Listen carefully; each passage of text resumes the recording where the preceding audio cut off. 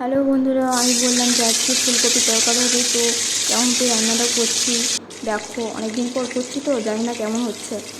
তো তো কেটে গড়া রাখা ফুলকপি আর হচ্ছে ডাঁটা, ফুলকপি ডাঁটা ছিল, ওটাকে আমি ভালো করে ভেজে নিলাম। তো ডাঁটাটা খায় না জানি না। তারপরে আলু ছিল, তো আলুগুলো ধুয়ে রাখা ছিল, তো ওইগুলোও ভালো করে ভেজে নেব। একটু ভাজা থাকলে একটু ভাল লাগে আর কি, তাড়াতাড়ি রান্নাটা অবশ্য হয়ে যায়।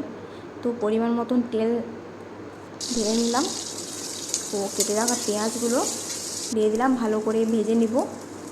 ভাজার পর আদা রসুন বাটা ওগুলো দিয়ে দিলাম।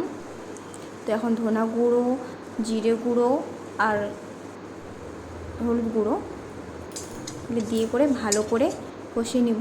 আর কেটে রাখা টমেটো আর কাঁচা লঙ্কা ওগুলো ভালো করে দিয়ে কষিয়ে নিব। আমার কষানো হয়ে গেল, তো ভেজে রাখা আলু দিয়ে দেবো এর মধ্যে, তো ভালো করে কষবে। আর ডাঁটাগুলো আর ফুলকপি ওগুলো দিয়ে দেবো, তো ভালো করে কষিয়ে নেব। তো আমার কষানো হয়ে গেল, দেখতেই পাচ্ছ খুব সুন্দর দেখাচ্ছে, খেতেও টেস্ট লাগছে। আর পরিমাণ মতন জল দিয়ে দেবো,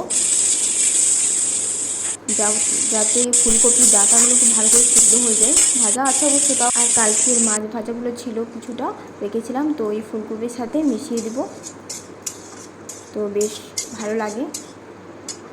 ফুলকপি আলু ডাঁটা মাছ ব্যাস আমার হয়ে গেল। তো কেমন হয়েছে আমার রেসিপি কমেন্ট করে জানাবে। এটা